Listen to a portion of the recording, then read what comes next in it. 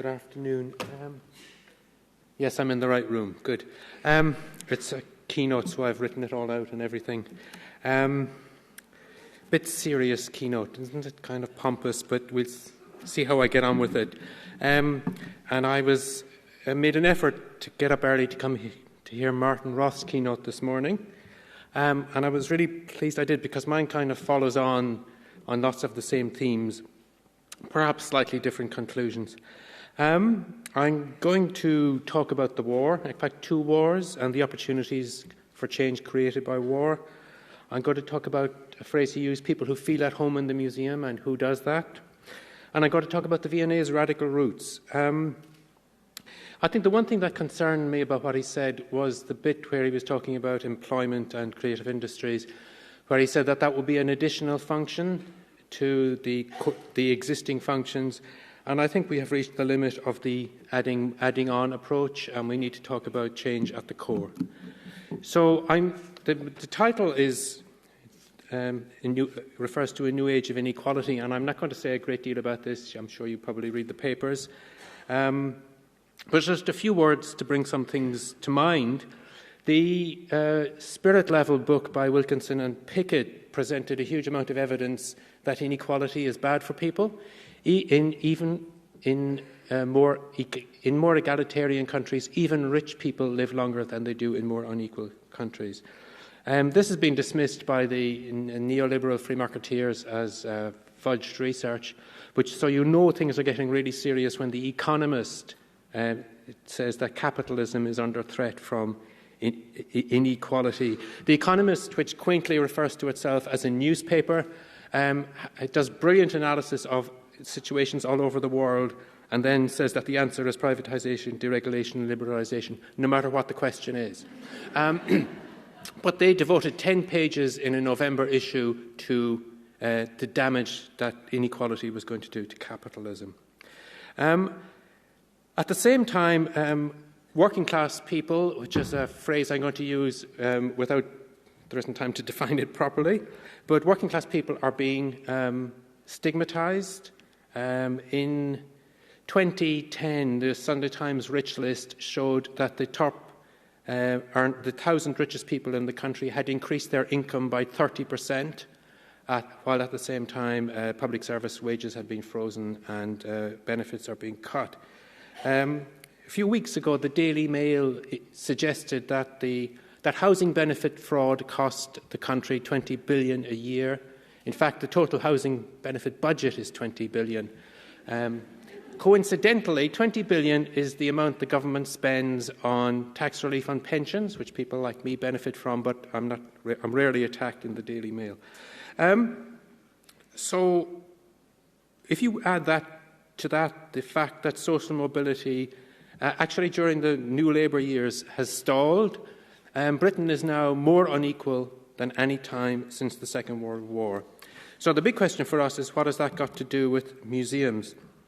How I'm going to approach this question is I'm going to look at some ideas in the Museums Association Museums 2020 document and say what I think, how they could be developed and where they're going to go. This quote, do I need to read the quotes for anyone? Oh, I don't have to do the PowerPoint karaoke, great. The implication of this quote is that there is a consensus, all museums know. I think the word surely, however, is a bit of a giveaway. There's a bit of pleading in that. Surely people should recognise that they should be inclusive. And this is why there's a photograph here of Alfred P. Sloan, who was chief executive of General Motors in their heyday in the 50s and 60s. And one of the stories about him is that after his management team had reached a decision, he said to them, "If we were all in agreement on that decision, then I propose we postpone further discussion of this matter until our next meeting to give ourselves time to develop a little disagreement and perhaps gain some understanding of the decision we have just made." So I'm going to try and achieve some understanding of where we are and by clarifying some disagreements about what learning and inclusion is all about in museums. These are the two issues in the Museums 2020 document I'm going to look at.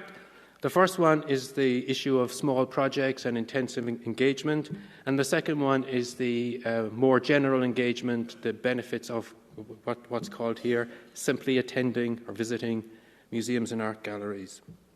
I'm going to come back to those later on, but first I would like to have a look at what we've learned in the past 20 years, because anybody who remembers the difficulties and cuts of the 80s, as old keynote speakers do, would realise that actually things are much, much better now than they were then.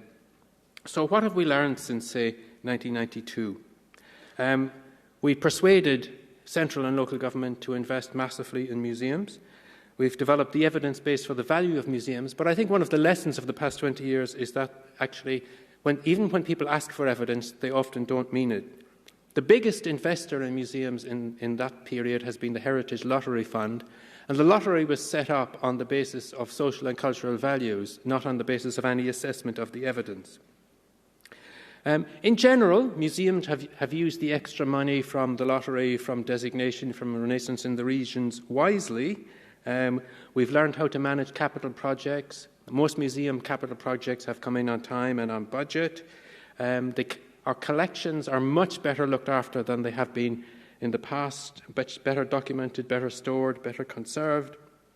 Glasgow, which still is one of the poorest cities in Britain, alone spent £18 million on this state-of-the-art store and conservation centre, of which only £2 million was lottery grant. The rest was the city's own money. It's an accessible store. We get about 12 million visits a year. This is a combat stress group. And this is a day at the seaside workshop in the art store. You can see the children with the seascape wearing their sunglasses, because with the Glasgow weather, this is the best way to do a seaside visit. Martin was talking this morning about internationalism, and again, one of the things that has emerged in the past 20 years is the nationals in particular have developed a new role with cultural diplomacy. Museum history. Museums, when I started, were astonishingly ignorant of their own history, but people like David Cannadine, Chris Whitehead, there's really good historians now working on museums. Museum studies is also a thriving discipline. So we have access to our roots, access to our heritage, and access to critique and analysis, which is very good for us. And in this time, I think we have established better relationships with a wider range of audiences than at any time in the past century. Museums have developed a whole range of ways of engaging with people quite deeply. This is the Riverside Museum and the Junior Advisory Panel and the Community Panel, so that the centre of the museum were shaped by consultation with people, and all across Britain museums have these kind of engagement processes. However, and that's the good bit, the positive future, I think the areas of disagreement are around, I think, the core structure of museum that has emerged in that 20 years. Museums are divided into sort of zones of access, where there's the permanent collection, and the word permanent, I think, is an indication of sort of institutional madness. I mean, it's long-term, it's not permanent, but I won't go into that. Temporary exhibitions and outreach, and these have completely different theories of knowledge, completely different modes of engagement, and very different audiences. About 80% of museum visitors go to the permanent collection, 5 to 20% do temporary exhibitions, and the numbers engaged in outreach are tiny. Even in very big museums, you're talking hundreds of people. And this is the issue in the Museum's 2020 document about small projects. If you put this together with the fact that museum visiting is strongly related to education and income, what this means is that museums have come predominantly to serve the most educated and the best of people. Then the better educated people are, the better the museums serve them. The people who could most benefit from museums no longer feel at home in them, and we have to do intensive training to enable them to feel that they're welcome in the museum. The fact that it would be impossible to train enough people for them to come suggests that this is not a strategic approach, and that we need to do something different. And the obvious answer is to change the core. I think even in Glasgow, we would admit that we've only begun to make a start on this work. I think what the Paul Hamlin Foundation, whose cake is it anyway, study makes it clear that the question of access to the core is the task of the next 20 years in museums. So, a historical interlude, looking back to the radical origins, what Martin called the radical origins of museums. When Sir Hans Sloane left his vast collection to become the British Museum, he did not see it as something that should be the preserve of the few, but for the general use and benefit of the public, which is why he was adamant it had to be in London. The trustees took a much more restricted view, and I'm sure you know, to get into the British Museum up to the 1870s, you had to write in advance, collect your ticket the day before, and come back the next day for your visit. So access for all, which was his intention, was constrained by the trustees. Despite this, the public demand was so great that people were complaining about who was getting in. In 1774, one MP suggested that the British Museum should charge because, I quote, "The joining of companies is often disagreeable, from persons of different ranks and inclinations being admitted at the same time and obstructing one another." So the wrong kind of people were getting in the museum. A Prussian visitor a little later in the 18th century was appalled at the range of people in the British Museum. He said that they seemed to think they had some sort of right to be there. And he used the word right, which I thought was very interesting. This didn't change until the 1870s when the British Museum was refurbished. There's a description of the new displays in Charles Dickens' Guide to London, the son of the novelist. He said, "For a century it was scarcely anything else than a storehouse of the treasures of the ancient world. But today its invaluable accumulations are being brought out and adapted to the uses of the age, and the public are invited to profit by the many beautiful lessons they can silently but surely teach. The British Museum is now open every day, and the baby in arms is no longer excluded." We'll come back to babies in a minute. This is a very famous quote from Sir Robert Peel, about the funding a new building for the National Gallery, and he's almost searching for the phrase social cohesion. This debate took place 6 weeks after the passage of the 1832 Reform Act, and he's explicitly saying he sees the function of the art gallery as to create a space where companies can be joined, where the joining of companies is explicitly what the museum is about. The location of the new building was controversial, and in 1857 there was a commission to investigate whether it should stay there or whether it should move, because there was a lot of industry to the east, and the pollution was damaging the paintings. The commission rejected moving it, even if it damaged the paintings, because the report said, "The existence of the pictures is not the end purpose of the collection, but the means only to give the people an ennobling enjoyment." On to the V&A itself.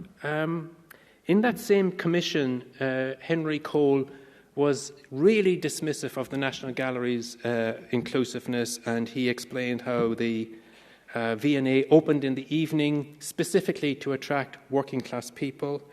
The Commission did a survey of people in the industries to the east, and there were factories, people like butchers, upholsterers, locksmiths, builders, brewers, and only 44% of them visited the National Gallery.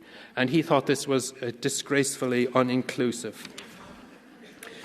So if you set the founding of the major museums and the museum legislation alongside the franchise legislation and the main education legislation, for most of the 19th century, museums were progressive in that they admitted a whole range of people who were not getting publicly funded education and who didn't have the vote. And in broad terms, Victorian public museums were a response to industrialisation and urbanisation and the grim dehumanising effect they had on people's lives.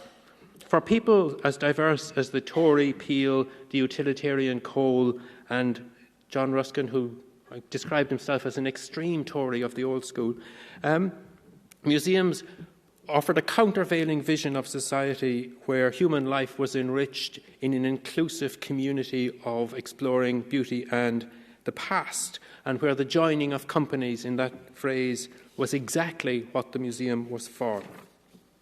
So what happened? Because it didn't last. One of the main things that happened was professionalisation. This is one of those commissions where the public starts to emerge as a threat to the collection, exhaling on it and damaging it. Another report said, it was a staff member from the National Gallery, "You constantly see women sitting there with half a dozen children running about and even babies at the breast. There are numbers of people going on in that kind of way for no earthly purpose connected to the place, and they must act injuriously in raising a great quantity of dust as well as increasing exhalations, because, as we know, middle-class people don't breathe." The other thing that happened was aestheticism, which kind of gave a rationale for this new exclusion. And this is a quote from a delegation from the Museums Association and the V&A when the government tried to move museums into an education department. They went on to say that when we long for the acquisition of a rare or beautiful or typical object, we are desiring it for its own sake primarily, and not chiefly because it will educate some person or persons unknown. And I like the use of the language of the coroner's court to describe the murderer, to describe the public. They went on to say that if they were given extra money, they would do education. And this is the shift from museums being broadly educational of the public to being expert institutions which do some education if they have extra money, and education becomes more and more limited to schooling. And to bring it up to more recent times, and I know the Arts Council figures largely in the life of museums in England. And my second Time Magazine Man of the Year, the Arts Council arose out of the Council for the Encouragement of Music of the Arts, which was set up just before the Second World War to support amateur arts and to create work for artists who could do concerts in factories and things like that. Keynes agreed to become chair of the Emergent Arts Council on condition, quote, that it drop the welfare side of things. So the opportunity created by 2 world wars to create more accessible cultural institutions were rejected. And you still see this kind of thinking in one of the most common audience segmentation tools used in Britain today, Maurice Hargreaves McIntyre. The research makes it very clear that working class people engage with the objects in museums and with museums as a social experience. In this segmentation, the social engagement with museums is considered to be at the bottom of a hierarchy is described in quite a judgmental way, and a lot of organisations use this. So, to get on to the small projects theme, this is the theory of small projects, and there's somehow a belief that if we engage with all these diverse groups in small projects, they'll all add up to something more. I, however, often suspect that what really happens is there's kind of a serial one-night stands with all these groups, which never create anything that can be scaled up, and they create ghettos. And I don't just mean ghettos in the public, they create ghettos of staff. The museums have staff who can engage with these groups who have no role that's integral to the museum. And I think what's most concerning is that there's often very little evidence that the institution learns from these engagements, or evidence that the participants in the projects or the community they allegedly represent feel comfortable in visiting the museum. A lot of the groups wouldn't actually come back unless there was a member of the outreach team with them, because they wouldn't be sure they would be made welcome. So, unless we find a way out of this impasse, these zones of access will develop stronger and stronger boundaries. And they will, instead of becoming a way of enabling engagement, will become a way of resisting further engagement, and outreach will become a form of protecting the core from change. The Museums 2020 document advocates a new focus on events and programming and a more fluid approach to collections, and I think that is part of the answer. So back to the second thing that I said I wanted to pick up, which is the evidence that general cultural attendance does make a difference. I think the evidence for this is much better than the document suggests. There's about a dozen studies involving tens of thousands of people over decades that makes it clear that cultural attendance is a separate variable. The studies are controlled for age, gender, class, income, chronic illness, smoking. They've done studies where people have attended and not attended and the effect goes away, and they've done randomized controlled samples which make it clear that the vector of causation is from attendance to health. It's not just that healthy people go to museums more often, it's if people go to museums, they become more healthy. And I think what this means is that we don't need to do intensive work with everybody to use change in museums.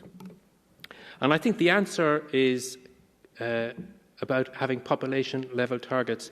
These are the proportions of the least deprived and most deprived communities who visit these museums in Glasgow. It's about a ratio of about 2 to 1. It's still very good, actually, to get 37% of people in the most deprived areas of visiting the city. But I think, we're only beginning to discuss how we would create targets to increase these percentages. So it's not so much the percentage of people visiting the museum. As Martin said this morning, the museum can get 3 million visits. So it's the percentage of the communities in which we work that we need to increase. And I think this is the context where small projects make a difference. And in fact, I think it's the only context in which small projects make a difference. If you don't have this strategic aim, I think small projects actually become ethically questionable. So the change we need to make involves these transitions. I think they can provide the driving force for change in the next 20 years and enable museums to move beyond a hierarchy of access zones and a hierarchy of segments. To make these profound changes, we need to move from being expert institutions which expect to teach people things to becoming learning organisations. And by learning, I don't mean learning new facts, which is what a lot of museum people still think.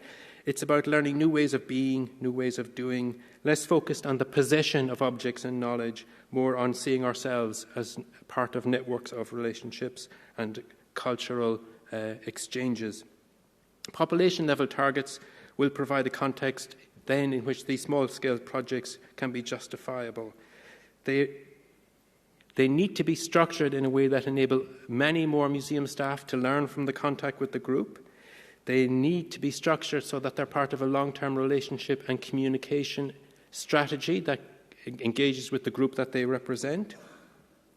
And above all, I think what it will mean is that museums will have to learn to engage with mixed audiences in the core.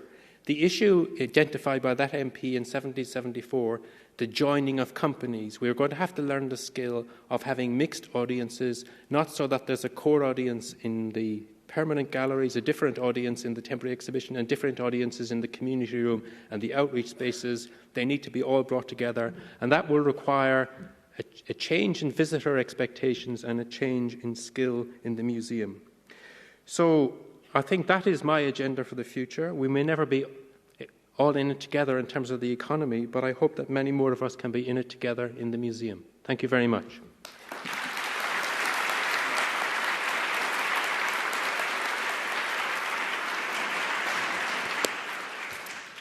Well, thank you, Mark, for that illuminating review of museological history.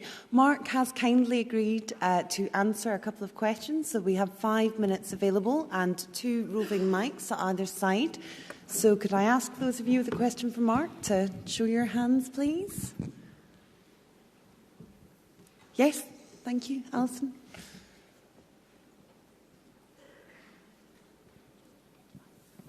I'm Jo Hargreaves from Morris Hargreaves McIntyre. That was extremely illuminating and very interesting, Mark. I think I just obviously would like to take issue with the question about the hierarchy. I completely agree there's a debate to be had about whether it's a hierarchy, and it's a debate we have all the time with our clients.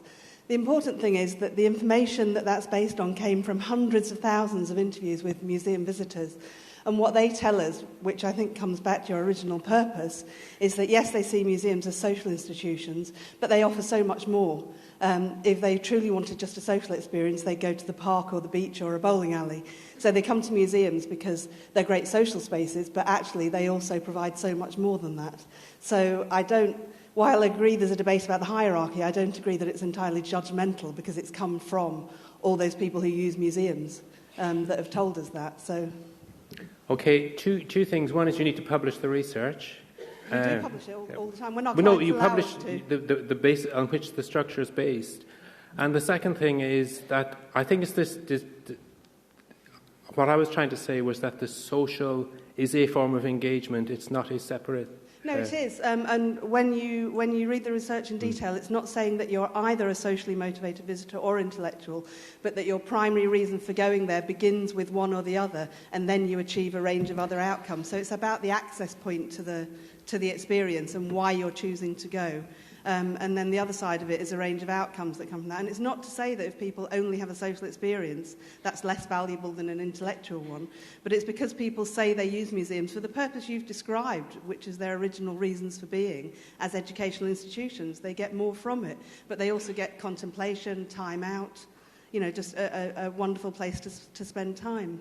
Okay, I think if we're going to get one more question in, we need to continue this offline. Yes, thank you, Jim. Hi, I'm Ethne Nightingale, VNA. I just want to make a comment actually about this morning and these. The VNA has had significant inroads into BME audiences, actually, contrary to what was said this morning, over 30%, 16 to 18%. But on class, it's not doing well. And I think it's quite important to be looking at this. And I was very interested in the way that you looked at areas which were of economic deprivation, because it seems to me that we do a lot of statistics on social economic class 5 to 8, which is very difficult to measure across the whole areas. And I've long argued that we should actually be looking at areas of deprivation and looking at that. Coming from an education background, that's how we were funded, about getting to areas of deprivation. And whether you think that is, both on a national and regional, a better way of approaching it than the rather complicated classification of social economic class 5 to 8. Well, where to start? I suppose one of the issues with the market segmentation is that it actually can become a way of avoiding talking about social class. You have a non-economic based structure. And I don't know if what we're doing in Glasgow, how it would translate into a national institution. We have a geographically defined community which is much easier to work with. But I think of all the inequalities I think people face, the poverty is the worst. And if you're suffering inequality for another reason, to do with ethnicity or sexuality, poverty makes it worse. So it's a really compounding factor. But how a national institution would engage with that, I really don't know. And the economic categories may or may not be effective depending on how you want to engage and what the strategy is. But I think the key test is whether members of those economic categories or that group would feel at home in the museum. And I think that's the key issue. And that's the only reason for engaging with them. Thank you. I'm afraid that's all we have time for, folks. So I would like you to join me in thanking Mark O'Neill for his fascinating keynote.